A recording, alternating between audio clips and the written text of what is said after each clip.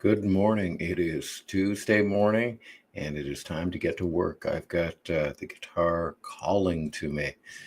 I've almost finished the last piece, which is kind of a redo of our earlier song, War God, and working through the final piece of the solo on that. But I can't spend time refining that because I've got 2 weeks to get the next song done.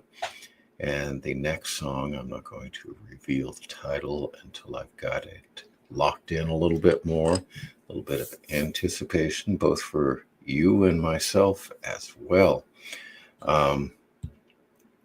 Because all I do, if you remember, is I live these things. I can't get it. I'm not a good enough songwriter, whatever it is. I have to, first I pick up a story. A story has to be told, and then I get a tempo, and I've got an idea of what's going on, and then a drum beat. And then, like yesterday, the idea takes a life of its own. And instead of me creating something, something is creating itself in front of me. And I feel this story needing to be told. And then what I do is I take the skill set that I have and I do the best to try and represent and be true to that story. And that is songwriting from my perspective. It's not about the chord progression or the yada yada. It's about telling a story.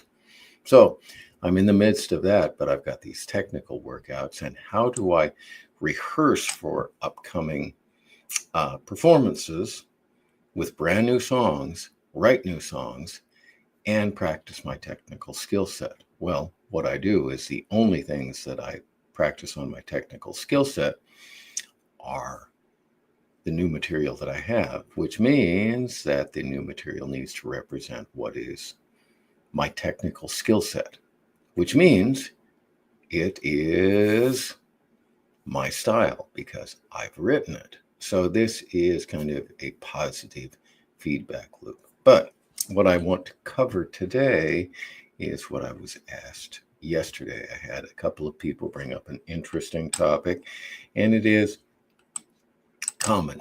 It is something that I experience a lot. You have somebody that just blows you off or is insulting or whatever it is, but you have that perception, and I use that very carefully, the perception that you have been wronged.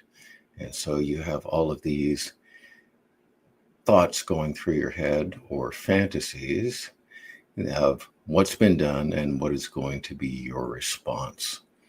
Instead of keeping busy living your life, you've got that person inside of your head. And so here's my advice. Get them out. If they really meant to insult you, you don't want them taking up your time like that.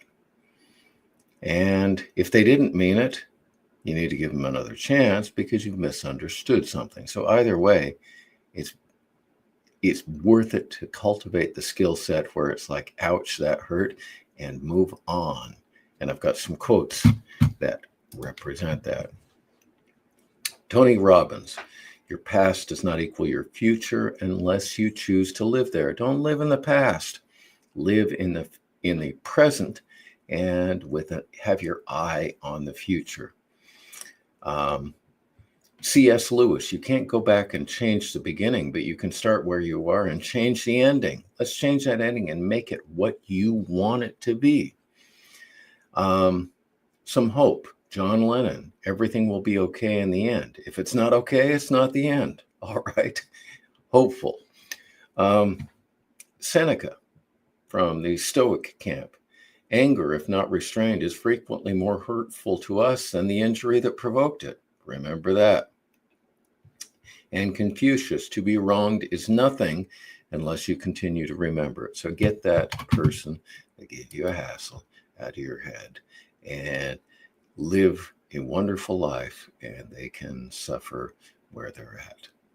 The sweetest revenge is a life that you were meant to live. You deserve it. Reach out and grab it, and I'll see you tomorrow.